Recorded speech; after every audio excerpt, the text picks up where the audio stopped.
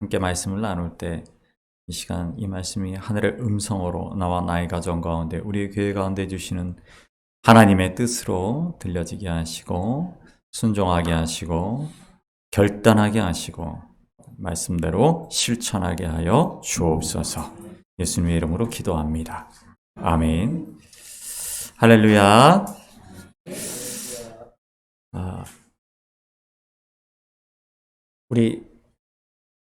아까 우리 장로님께서 기도해 주신 대로 여름 행사가 수련회가 다 은혜 가운데에서 잘 맞춰졌습니다. 이 학생들 더 까매진 것 같고 더 건강해진 것 같아서 좋습니다. 애쓰고 수고하신 우리 전도사님과 선생님들 모두에게 그 헌신 가운데 하나님께서 받으신 영광이 있고 기쁨이 있는 줄 믿습니다. 행사는 끝났지만 앞으로도 교회학교에 더 많이 관심 가져주시고 교회학교 선생님들과 우리 전도사님 위해서 기도해 주시고 격려해 주시고 우리 학생들 많이 힘들고 피곤하고 지치는 그런 속에서도 교회에 나와서 이렇게 예배의 자리마다 하나님께 예배하는 그 자리를 귀하게 여기고 지키고 있는 이 모습들을 여러분 칭찬해 주시고요. 격려해 주시길 바랍니다. 역대상 말씀인데요. 오늘 지난주에 분명히 솔로몬이 성전을 지었고 그 지난주에 그리고 바로 지난주에는 다시 성전을 또 회복하는 이야기를 우리가 보았는데 요시야 왕을 통해서 또다시 법궤 얘기가 나왔습니다. 그래서 다윗 얘기로 다시 돌아갔죠. 열왕기 상하 말씀과 끝나고 이제 다시 역대상하가 나오고 있는 거예요. 그러면 사실 열왕기의 말씀이나 사실은 사무엘 열왕기의 말씀과 역대상하의 말씀이 겹치는 게 굉장히 많단 말이죠. 근데 왜 이런 겹치는 이야기들이 같은 성경에 있을까라고 한다면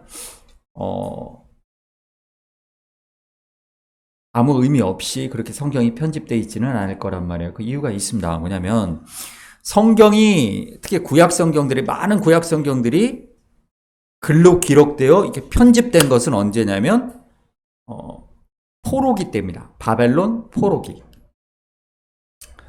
이스라엘 이 신앙 고백에 있어서 가장 큰 두 가지 사건이 있어요. 구약에 나오는 가장 큰 두 가지 사건이 첫 번째가 뭐냐면 출애굽입니다.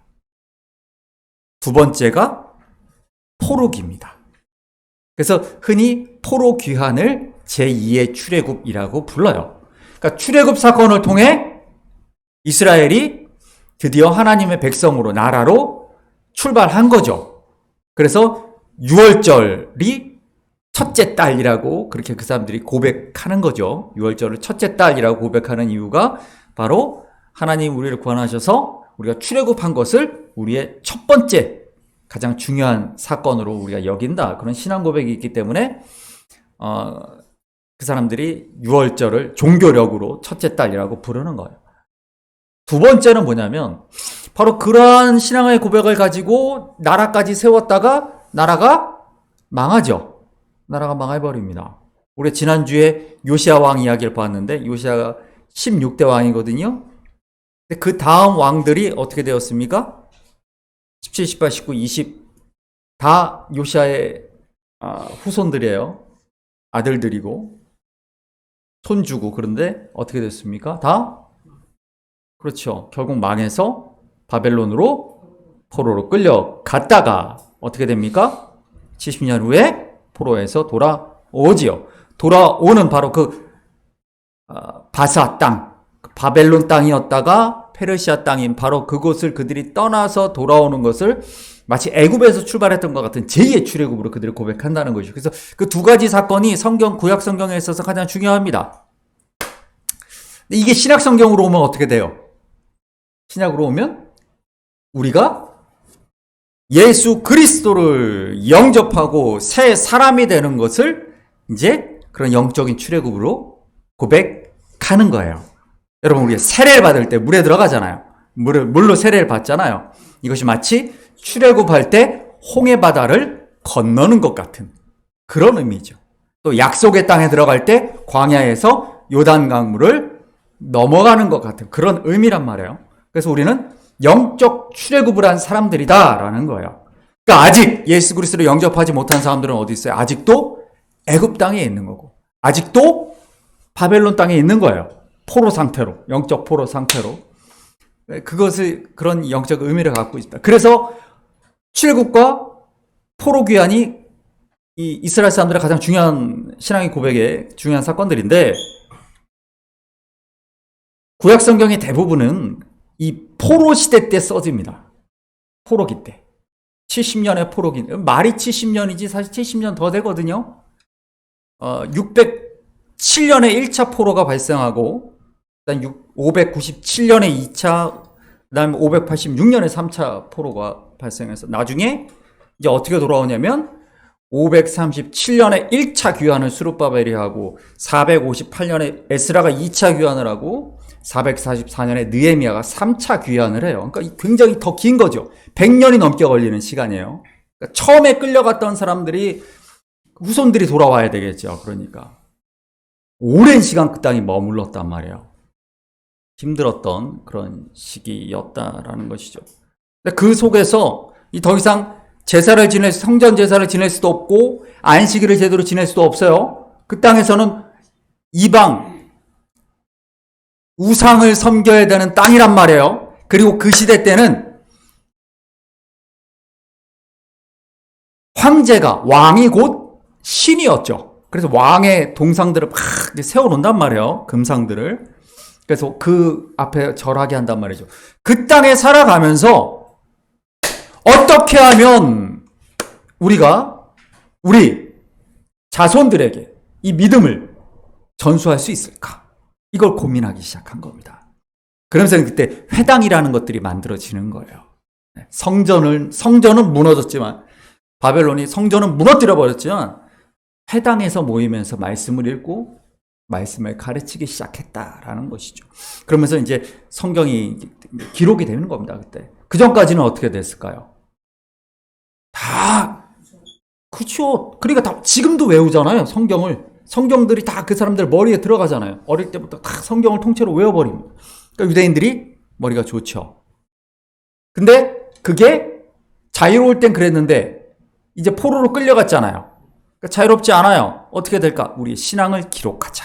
그래서 그 전까지는 구전되고 또 혹은 아주 중요한 율법책들, 우리가 얘기하는 우리 요시야 왕이 지난주에 우리가 성전 청소하다가 발견했던 신명기나 뭐 이런 율법책들 외에 다른 것들을 다 기록해서 남깁니다. 왜 한다고요, 그거를? 그렇죠, 우리 자녀들에게. 그러니까 바벨론 포로기에 끌려갔을 때 썼던 책들의 목적은, 가장 큰 목적은 뭐였냐면 우리가 왜 망했는가를 쓰는 거예요. 우리가 어쩌다가 쫄딱 망해서 이렇게 포로로 끌려왔느냐, 남의 나라에. 그 이유에 대해서 쭉 쓰는 거예요. 하나님이 우리를 큰 은혜를 주셔서 약속의 땅까지 이렇게 인도하셨는데, 그때 모세가 분명히 우리한테 느보산에서 니네가 하나님의 말씀 잘 지키면 저 땅에서, 약속의 땅에서 은혜 받고 축복받고 살거니와, 우상을 숭배하고 하나님의 말씀을 저버리게 되면 하나님께서 그 땅에서 뽑아 버리리라 하셨다라는 말씀을 다 적는 거죠. 그리고 우리 조상들이 정말 말씀을 잘 지키지 못했다, 우상을 숭배했다, 이런 얘기들을 쭉 쓴 거예요. 그게 뭐예요? 지난주에 우리가 봤었던 열왕기 상하까지의 이야기예요. 그러니까 포로기 때 기록된 거예요. 우리가 왜 끌려왔는가에 대한 것들을 쭉 써준 거죠. 그러면 오늘 역대 상하 이 이후의 이야기는 언제 쓴 걸까요? 포로에서 돌아온 이후에 쓰여진 겁니다. 그러니까 역대기의 그 저자들은 그래서 열왕기 상하까지의 바벨론 땅에서 써진 것들과 좀 달라요. 이제 목적은 뭐냐면 어떻게 하면 이제 예배를 잘 드릴 것인가, 우리가 어떻게 하면 이제 이 땅에서 다시 돌아온 이 땅에서 하나님 백성답게 하나님의 약속을 잘 지키며 언약 백성답게 살 것인가, 거기에 대한 이야기가 담겨 있단 말이에요. 그러니까 왜 망했는가에 대해서 쭉 설명한 거기까지의 이야기와 앞으로 우리가 어떻게 살 것인가에 대한 이야기는 그래서 조금 달라요. 그래서 열왕기와 역대기를 읽으면 조금 좀 다르다라는 걸 알 수가 있습니다. 같은 역사를 이야기하는데도 뭔가 다르구나라는 걸 알 수 있어요. 그래서 보면 오늘 우리가 말씀을 읽었던 역대상의 말씀을 보면 특히 역대상에서 가장 중요하게 여기는 사람이 있습니다. 누구겠습니까? 다윗이죠. 왜요? 다윗이 가장 예배를 잘 드린 사람이거든요. 가장 예배를 잘 드린 사람이야. 여러분, 다윗이 예배를 잘 드렸어요. 윤진아, 시편이 150편이야. 내 시편은 원래 찬양이잖아. 다윗이 한 몇 퍼센트쯤 썼을까?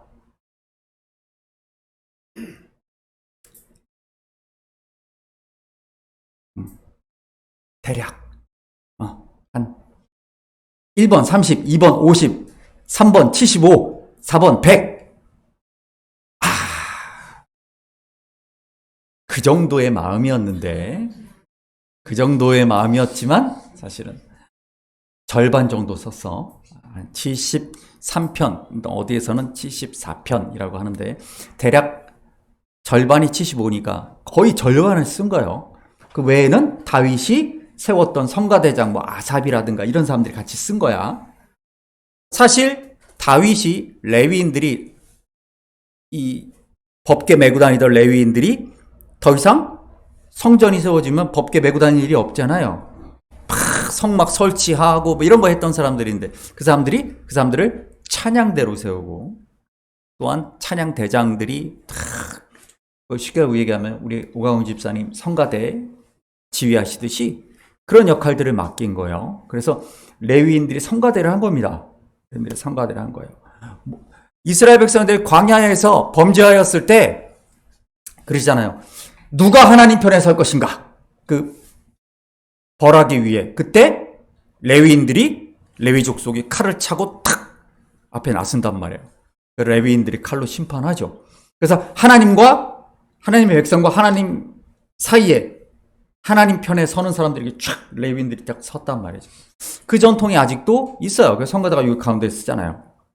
제단과 이 회중 사이에 성가대가 섭니다. 원래는 이 앞에 계단에 이렇게 레위인들이 성전 계단에 이렇게 쫙 쓴단 말이에요. 성전 계단에 이 레위인의 뜰에 올라가기 전 그 계단, 여인의 뜰과 레위인의 뜰 사이에 그 계단에 4개의 계단이 쫙쫙쫙 쓴단 말이에요. 거기서 나팔 불고 막 찬양하죠.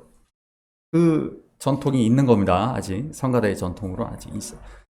성가대가 괜히 이게 앞자리에 서 있는 게 아닙니다. 다 이유가 있어요. 그리고 성가대는 뭐냐면 그래서 레위인 같은 마음으로 끝까지 하나님의 편에서 선다라는 마음으로 계시는 거죠. 그래서 우리가 이제 6.25도 지났지만 6월 20도 지났지만 마지막까지 제단을 지키는 건 누구냐면 성가대하고 목사입니다.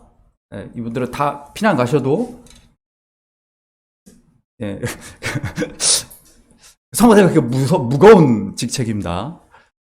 노래하는 직책이 아닙니다. 성가대는 제단을 지키는 직책이죠. 레위인들로부터 하는 겁니다.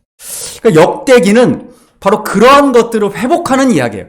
예배를 어떻게 회복할 것인가에 대한 이야기가 쭉 담겨 있는데 대표적인 게 오늘 레위기 16장의 말씀이에요. 이게 보면 다윗이 어떻게 하나님을 예배했는가가 다 나옵니다. 우리 말씀 한번 보시게 되면 우리 16장 우리 말씀 7절부터 다시 보시게 되면 얼마나 은혜로운 말씀인지 몰라요. 아삽과 그의 형제를 세워, 그러니까 다윗이 성가대장을 세운 거예요. 그래서 하나님 찬양하며 감사하며 얘기하는데 그에게 노래하며 9절 보시면 이러죠. 8절 보시면 8절 같이 읽어볼까요? 너희는 여호와께 감사하며 그의 이름을 불러 아뢰며 그가 행하신 일을 만민 중에 알릴지어다. 아멘. 하나님을 찬양한다라는 얘기가 그거죠. 하나님께 감사하며 하나님이 우리에게 하신 일들을 다 높여 알리는 것입니다. 우리 9절 한번 볼까요? 그에게 노래하며 그를 찬양하고 그의 모든 기사를 전할지어다. 우리 10절 읽어보겠습니다. 그의 성호를 사랑하라. 여호와를 구하는 자마다 마음이 즐거울지로다. 아멘. 그의 성호를 찬양하라. 거룩하신 이름, 하나님의 그 거룩하신 이름을 찬양할지어다. 그러면서 뭐라고 말합니까? 여호와를 구하는 자마다 마음이 즐거울지어다. 여호와를 구하는 자마다. 여호와를 구한다라는 건 뭔가요? 하나님을 찾고 하나님을 예배하는 자가 즐거울 것이다. 우리 11절 말씀 볼까요? 여호와 그의 능력을 구할지어다. 항상 그의 얼굴을 찾을지어다. 아멘. 예배가 무엇이냐? 이게 왜 나오죠? 예배가 뭡니까? 우리 방금 읽었던 것들이죠. 처음에 예배는 뭡니까? 8절에 이렇게 감사하는 거예요. 감사하는 거. 예배의 부름이라는, 우리가 예배 시작할 때 예배의 부름이라고 나오는데, 예배의 부름이 뭐냐면요, 하나님이 나에게 베푸신 은혜에 감사하여 우리가 예배하러 온 거예요. 부름에 감사하러 온 거예요. 그러니까 여러분들이 이 자리에 온 것은 하나님이 나를 구원하시고 나에게 은혜를 베푸신 것에 대해 감사하여 이 자리에 온 겁니다. 그리고 9절에 뭐라고 하는 겁니까? 그를 노래하고 찬양하라. 그렇죠. 감사하고 찬양하는 거. 그리고 그의 성호를 자랑하라. 하나님의 거룩하신 이름, 하나님이 우리 삶 가운데 어떻게 역사하셨는가. 여호와 라파 하나님께서 우리를 치유하셨고, 여호와 니시 하나님께서 우리를 승리하게 하셨고, 여호와 샬롬 하나님께서 우리 삶 가운데 힘들고 어려운 일들을 평안함으로 바꾸어 주셨고, 여호와 이레 하나님께서 우리 삶의 부족한 것들을 채워 주셨습니다. 거룩하신 하나님의 이름 임마누엘, 나와 함께 하셨습니다. 그 고백들이 우리 예배 가운데 있어야 하는 것이에요. 그리고 우리 11절 말씀이죠. 11절 같이 읽을까요? 여호와와 그의 능력을 구할지어다. 항상 그의 얼굴을 찾을지어다. 아멘. 이 예배 시간에 우리가 해야 될 것은 또 무엇입니까? 하나님의 능력을 구하는 거예요. 스며가 앞으로 학업을 계속해 나가면서 하나님 나에게 솔로몬에게 주셨던 하늘의 지혜를 주십시오. 하나님의 능력을 구해야 되는 거예요. 유나가 하나님 다윗과 같이 하나님께 귀하게 쓰임받는 사람이 될 수 있도록 나에게 능력을 주옵소서. 그렇게 구하는 거예요. 언제 구하는 거라고요? 예배의 자리에. 이 자리에서 그 일들이 이루어지는 거예요. 예배에 와서 에노나 뭐 하는 거라고? 예배 시간에 뭐 하는 거라고? 첫 번째, 감사하고 찬양하고 하나님을 높여드리고, 그리고 하나님의 이름을, 하나님께 우리가 능력을 구하는 것. 그 예배 시간이 이루어지는 거예요. 은서, 오늘 이 예배 가운데 이런 일들을 다 해야 돼? 은서가 그래. 그 예배의 순서들은요, 그냥 막 짜여진 게 아니에요. 이 내용들이 다 들어가서 우리 예배 순서를 구성하는 것입니다. 그리고 이 시간에 우리가 하나님의 말씀을 듣는 가장 큰 이유도 바로 거기에 있어요. 하나님 나에게 약속하신 그 능력을 주시길 원합니다. 그리고 구해야 돼요. 그 간절한 마음으로 여러분 앉아 계셔야 돼요. 그냥 넋을 잃고 앉아 있는 게 아닙니다. 그냥 시간이 끝날 때까지 기다리고 있는, 1시간 지날 때까지 기다리고 있는 게 아니에요. 하나님 나에게 능력을 주시옵소서. 그 능력을 구하는 시간이 이 예배의 시간이죠. 우리 12절, 13절 말씀 한번 읽어볼까요? 12절, 13절입니다. 그의 종 이스라엘의 후손 곧 택하신 야곱의 자손, 너희는 그의 행하신 기사와 그의 이적과 그의 입의 법도를 기억할지어다. 아멘. 마지막으로 우리가 이 말씀의 시간을 통해서 하나님께서 어떤 일들을 이루셨는가를 듣는 거예요.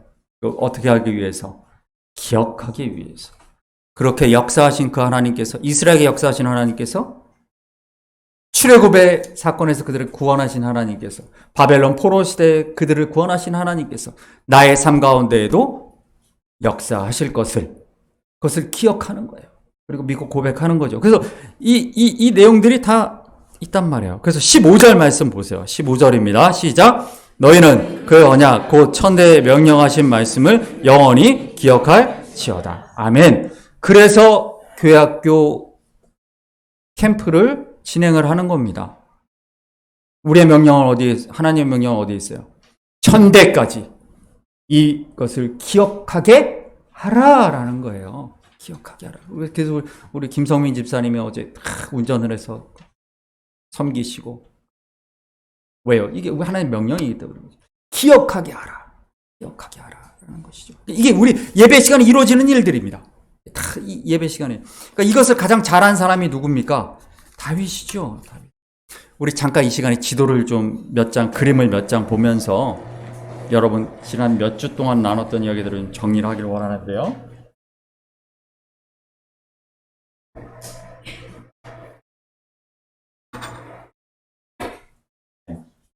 여러분 우리가 법궤가 어떻게 이동했었는가에 대한 말씀입니다. 실로에 있었던 법궤가 이 블레셋과의 싸움에서 아벡 전투에서 져서 어디로 갑니까? 이 에그론과 가드와 이런 곳으로 끌려갔다가 다시 돌아오게 되었죠. 다시 돌아오게 되었습니다. 특별히 예루살렘으로 우리가 2주 전에 알고 있는 것처럼 아비나답의 집에 있다가 오베데돔의 집에 갔다가 예루살렘으로 다윗이 우리 지난주에 성가대가 문드라 머리들어라 들어갔죠. 근데 법궤는 예루살렘으로 갔는데 성막은 어디 있었어요? 기브온 땅에 있었어요. 기브온 땅. 그래서 우리가 아는 것처럼 솔로몬이 1000번제를 기브온의 산당에 가서 드리게 되죠. 그러니까 다윗의 장막은 다윗이 법궤를 모셔놓은 장막은 예루살렘에 있고 성막은 기브온에 있었다. 이 두 개가 합쳐지는 게 언제다? 솔로몬이 성전을 지었을 때. 왜 이건 분리되어 있었을까? 왜 그랬을까요? 그 이유가 굉장히 중요합니다. 그 이유가 굉장히 중요한데, 그러니까 여기가 이 지역이 어디냐면요, 이 누런 이 지역이 어디냐면 유다 광야입니다. 유다 광야, 이게 여리고가 있는 이 요단 강이죠. 여기가 깊은 곳이에요. 요단강 깊은 곳은 마이너스 200. 그러니까 우리가 해발이라고 하잖아요. 해발이 뭡니까? 바다 0으로 놓고 거기로부터 위와 아래로 나누죠. 그래서 보통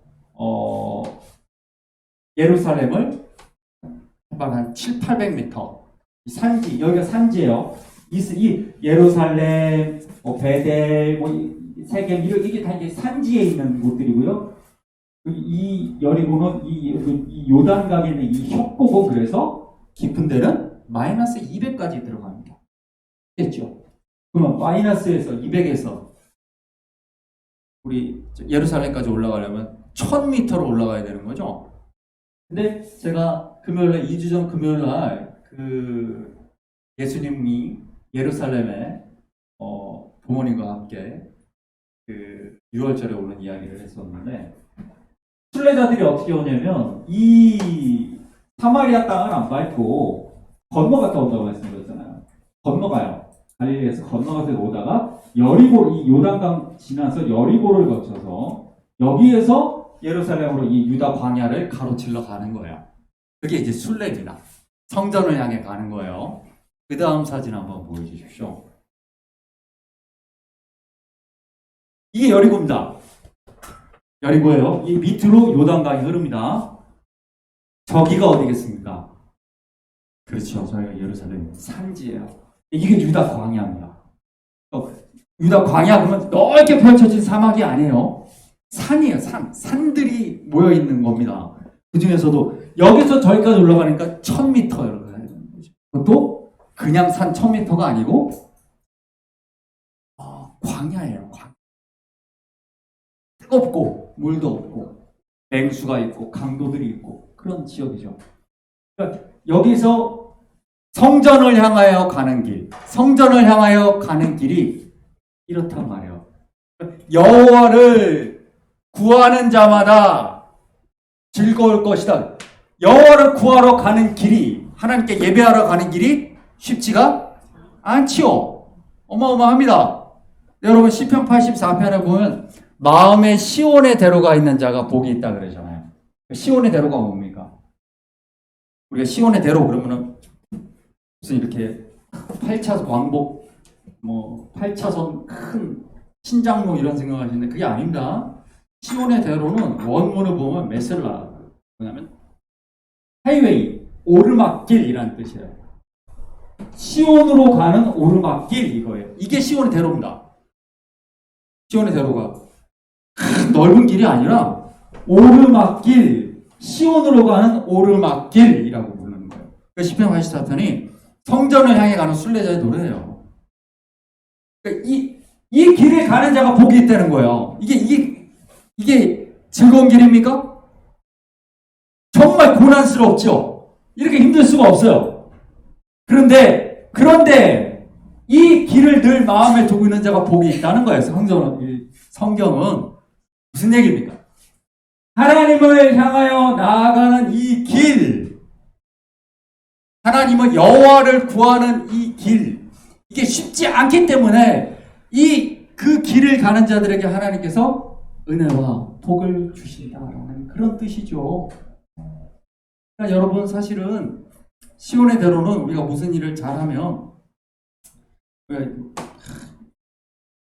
축복기도 하면서 어떤 목사님들 시온의 대로가 열릴지어다 막 이렇게 하신단 말이에요. 근데 시온의 대로는 열리는 길이 아니에요. 그리고 시온의 대로로 가라 막 이러는데 고생길로 가라는 얘기죠. 시온의 대로라는 말은 가장 고생길을 얘기하는 겁니다. 정말 힘든 길. 그러나 그 길 끝에 뭐가 있어요? 그 위에. 그렇죠. 주님을 만나러 가는 그 길이에요. 그러니까 예배의 길은 쉽지가 않는 거예요. 원래 그래요. 원래 그렇다. 원래. 우리 이창엽 집사님께서 영도에서부터 주일 아침에 오십니다. 제일 먼 길로 오시죠. 힘든 길이죠. 그 길이에요. 우리가 하나님을 여호와를 구하러 오는 바로 그 길입니다. 그 다음 마지막 보여주십시오. 이게 예루살렘에 이제 그래픽으로 재현하는 건데 성막하고 다르죠. 법궤만 하나 있는 다윗의 장막입니다. 이 다윗의 장막은 사실 여기서는 제사를 지내거나 그러지는 않았어요. 제사는 기브온에 제사장들을 보내서 기브온 산당에서 성막에서 제사를 지내고 거기 번제단도 있고 다 있으니까 여기서는 다윗이 레위인들을 세워서 찬양과 감사를 나눠서 진행을 했죠. 왜 그러셨을까? 우리가 말씀을 역대상 17장 바로 그 다음 장인데요. 1절에서부터 6절까지 말씀 1절만 한번 읽어보겠습니다. 역대상 17장 1절 한번 읽어볼게요. 17장 1절 읽겠습니다. 시작. 다윗이 그의 궁전에 거주할 때에 나는 백향목궁에 거주하거늘 언약 여호와의 언약궤는 휘장 아래에 있도다. 아멘. 그러니까 다윗이 하나님 내가 성전을 짓겠습니다 했어요. 그러니까 나단 선지자가 좋은 생각입니다 한 것이죠. 그런데 하나님의 응답은 어땠느냐? 4절, 5절, 6절을 읽어보겠습니다. 시작. 가서 내 종 다윗에게 말하기를 여호와의 말씀이 너는 내가 거할 집을 건축하지 말라. 내가 이스라엘을 애굽에서 올라오게 한 날부터 오늘까지 집에 있지 아니하고 오직 이 장막과 저 장막에 있으며 이 성막과 저 성막에 있었나니 이스라엘 무리와 더불어 가는 모든 곳에서 내가 내 백성을 먹이라고 명령한 이스라엘 어느 사사에게 내가 말하기를 너희가 어찌하여 백향목집을 건축하지 아니하였느냐 말하였느냐 하고. 자, 하나님께서 다윗이 주님 제가 성전을 짓겠습니다 했더니 됐다 그러시죠. 됐다. 안 지어도 된다. 이런 말씀하시는 거죠. 우리가 흔히 다윗이 성전을 짓지 않은 이유가 뭡니까? 그러면 다윗이 손에 피가 많이 묻어서라고 얘기를 합니다. 다윗 전쟁을 많이 해서 사람 많이 죽여서 그렇게 대답을 하거든요. 실제로 22장에. 근데 그 뜻은 그 뜻이 아니에요. 굉장히 잘못된 뜻으로 해석하고 있는 말씀인데 여러분 다윗이 손에 피가 왜 묻었습니까? 하나님이 시켜서 한 거 아니에요. 하나님이 시키셨는데 갑자기 너는 죄가 많아 이렇게 하신다고요? 하나님이? 그 뜻이 아니죠. 그 뜻이 아닙니다. 그 솔로몬에게는 성전을 지으라고 그러셨죠. 솔로몬의 손엔 피가 없어요? 아니에요. 솔로몬은 왕이 되기 위해서 형 아도니아와 또 다윗의 오른팔이었던 요압 장군과 이런 사람들을 다 죽였단 말이에요. 우리 조선왕조 드라마 보이게 500년 이런 드라마 옛날에 보면 진짜 막 후궁들끼리 막 자기 아들을 왕으로 세우기 위해서 막 전쟁하고 그러잖아요. 그 똑같은 거예요. 왕자의 난 일어나는 거. 솔로몬도 손에 피를 묻히고 왕이 되었단 말이에요. 사람을 죽였느냐 전쟁을 했느냐 거기에 문제가 있는 게 아니에요. 하나님께서 이 성막과 저 성막 이렇게 표현하시잖아요. 예루살렘의 장막이 다윗의 장막이 있고 기브온 산당에 모세의 성막이 있었단 말이에요. 하나님은 솔로몬의 시대에, 솔로몬의 이름이 뭡니까? 뜻이.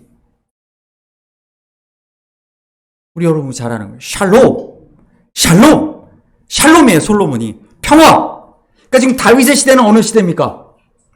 평화를 이루기 위해 계속 블레셋하고도 싸우고, 뭐, 주변에 에돔하고도 싸우고, 막 전쟁 중이란 말이에요. 다윗의 시대는 전쟁 중이에요. 다윗은, 그렇기 때문에 지금 다윗의 시대에는 성전을 지을 수가 없는 거예요. 샬롬이 이루어진 후에, 그때야 비로소 성막과 장막이 이렇게 따로 뿔뿔 흩어진 이유가 뭡니까? 블레셋이 일으킨 그 전쟁 때문에 이 상황이 되었죠. 블레셋을 완전히 제압하고 완전한 평화가 올 때까지 분리되어 있는 거예요. 그리고 드디어 다윗 시대의 블레셋을 평정하고 평화를 이루고 솔로몬의 시대에 성전이 이루어지는 것이죠. 그러니까 다윗에게는 성전이 필요하지 않은 거예요. 여러분, 이게 굉장히 중요한 부분입니다. 우리 학개서 말씀을 잠깐 볼게요. 우리 본문에 있는데 우리 학개서 말씀을 한번 읽어보겠습니다. 학개서 1장 말씀입니다. 시작. 다리오 왕 제2년 6째 달 곧 그 달 초하루에 여호와의 말씀이 선지자 학개로 말미암아 스알디엘의 아들 유다 총독 스룹바벨과 여호사닥의 아들 대제사장 여호수아에게 임하니라. 이르시되 만군의 여호와가 이같이 말하여 이르노라. 이 백성이 말하기를 여호와의 전을 건축할 시기가 이르지 아니하였다 하느니라. 여호와의 말씀이 선지자 학개에게 임하여 이르시되 이 성전이 황폐하였거늘 너희가 이때에 판벽한 집에 거주하는 것이 옳으냐. 그러므로 이제 만군의 여호와가 이같이 말하노니 너희는 너희의 행위를 살필지니라. 너희가 많이 뿌릴지라도 수확이 적으며 먹을지라도 배부르지 못하며 마실지라도 흡족하지 못하며 입어도 따뜻하지 못하며 일꾼이 삭슬 받아도 그것을 구멍 뚫어진 전대에 넣음이 되느니라. 너희는 산에 올라가서 나무를 가져다가 성전을 건축하라. 그리하면 내가 그것으로 말미암아 기뻐하고 또 영광을 얻으리라. 여호와가 말하였느니라. 너희가 많은 것을 바랐으나 도리어 적었고 너희가 그것을 집으로 가져갔으나 내가 불어버렸느니라. 나 만군의 여호와가 말하노라. 이것이 무슨 까닭이냐. 내 집은 황폐했을 때 너희는 각각 자기의 집을 짓기 위하여 빨랐습니다. 그러므로 너희로 말미암아 하늘은 이슬을 그쳤고 땅은 산물을 그쳤으며 내가 이 땅과 산과 곡물과 새 포도주와 기름과 땅의 모든 소산과 사람과 가축과 손으로 수고하는 모든 일에 한재를 들게 하였느니라. 아멘. 학개는요 1차 포로에 돌아온 사람이에요. 스룹바벨과 함께 1차 포로에 돌아온 사람입니다. BC 537년이죠. 근데 그때 돌아와서 성전을 짓기 시작했단 말이에요. 그랬는데 어떻게 되었습니까? 우리 지난주에 사마리탄들 봤죠? 사마리아인들의 후손들이라는 사람들. 그 사람들의 조상이겠죠. 그때 사마리아인들이 성전 짓는 걸 방해하고 막고 괴롭혔단 말이에요. 그래서 성전 공사가 중단됐어요. 536년부터 시작되었던 공사가 520년까지 16년 동안 중단됐어요. 근데 중단되면서 어떻게 됐냐면 그냥 없이 살았어요. 성전 없이 살았는데 지금 하나님께서 이 학개를 통하여서 성전을 지으라 말씀하시는 거예요. 그래서 520년에서 BC 516년 4년이 걸려서 드디어 완공을 하게 됩니다. 그래서 586년에 무너졌던 것이 516년 정확히 70년 만에 성전이 재건되죠. 중요한 것은 무엇이냐면 왜 다윗에게는 굳이 짓지 마라 그랬는데 왜 학개에게는 지어라! 라고 이렇게 강요하시는가? 이유가 뭔가? 여러분, 성전 건축에 한국교회가 얼마나 목숨을 걸어왔습니까? 궁전처럼 크게 짓는 것이 하나님의 영광이라고. 특히 이 학개서를 가지고 많이 읽었단 말이에요. 성전을 지어라! 막 이러면서 정말 교회를 크게 막 정말 대궐처럼 교회를 짓는 것이 하나님께 영광이다. 영광입니까? 크게 지어서 거기에 몇천 명, 몇만 명이 예배드리는 게 그게 하나님께 영광입니까? 아니에요. 학개에게는 왜 성전을 지으라고 하시냐면 이 말씀을 보면 하나님께 관심이 없어요. 포로에서 돌아왔는데 여러분 포로기 때 어땠다고요? 열왕기상 쓰면서 돌아가면 이제 잘 믿어야지 했는데 돌아와서 성전 짓다가 보니까 막 어려운 일들이 생기니까 언제 그랬냐는 듯이 어려울 때는 내가 이것만 하나님 해결해 주시면 내가 정말 잘하겠습니다 하다가 막상 화장실 들어갈 때와 나올 때 마음이 다르듯이 돌아온 이후에 좀 어려운 일 당하니까 사마리아인들이 괴롭히니까 성전 짓기를 포기해버리고 10년이 넘도록 황폐한 채로 자기들만 했단 말이에요. 하나님 뭐라 그러세요? 그러면 너희가 잘 먹고 잘 살 것 같으냐라고. 여러분 말씀을 돌아가 볼까요? 여호와를 구하는 것, 그것이 예배죠. 다윗은 성전이 없어도 여호와를 구하는 사람이었단 말이에요. 하나님이 굳이 성전은 필요 없어. 나를 구하는 자에게 내가 복을 줄 거야. 학계에게는 성전을 지으라고 하시는 이유는 뭐냐면 성전 건물을 지으라는 게 아니에요. 너희의 믿음을 회복하라는 거예요. 윤진이가 하나님을 구하는 믿음을 회복하라는 거예요. 우리 수련회 갔다 와서 막 은혜 넘치는데 이게 한 달을 가기 힘들어요.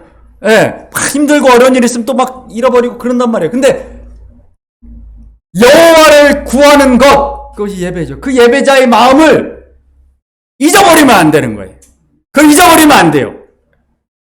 그래서 성전을 지으라라고 학계에서는 얘기하는 겁니다. 우리 마지막으로 2절의 말씀만 볼게요. 역대하 12장 14절 말씀인데요. 왜 솔로몬 이후에 나라가 쪼개졌는가 볼게요. 12장 14절이에요. 역대하.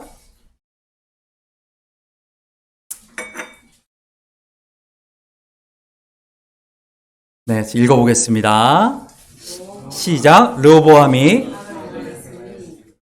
그가 여호와를 구하는 마음을 굳게 하지 아니함이었더라. 아멘. 왜 나라가 둘로 쪼개지고 여로보암이 우리가 지난주에 봤던 것처럼 베델과 단에다 금송아지를 만들고 왜 그 난리가 났는가? 왜 성전이 그렇게 무너졌는가? 여호와를 구하는 마음을 굳게 하지 않았기 때문에. 르호보암 때문에. 솔로몬의 아들 르호보암 때문에. 그래서 나라가 왕이 됐다. 우리 마지막으로 히브리서 13장 9절 말씀을 함께 보겠습니다. 히브리서 13장 9절입니다. 히브리서 13장 9절 말씀 신약성경입니다. 히브리서 13장 9절 말씀입니다. 히브리서 13장 9절 말씀. 네, 다 같이 한 목소리로 13장 9절입니다. 합독하십니다. 시작. 여러 가지 다른 교훈에 마음은 은혜로서 굳게함이 아름답고 음식으로서 할 것이 아니니 음식으로 말미암아 행한 자는 유익을 얻지 못하였느니라. 아멘. 이 말씀은 어떤 율법적인 그런 것들, 어떤 행위나 이런 것들이 우리의 믿음을 주는 것이 아니다라는 말씀이죠. 여호와를 구하는 마음이 없었기 때문에 무너졌고, 여호와를 구하는 마음은 어떻게 굳게 한다고 되어 있습니까? 보니까 마음은 은혜로서 굳게 함이 아름답다.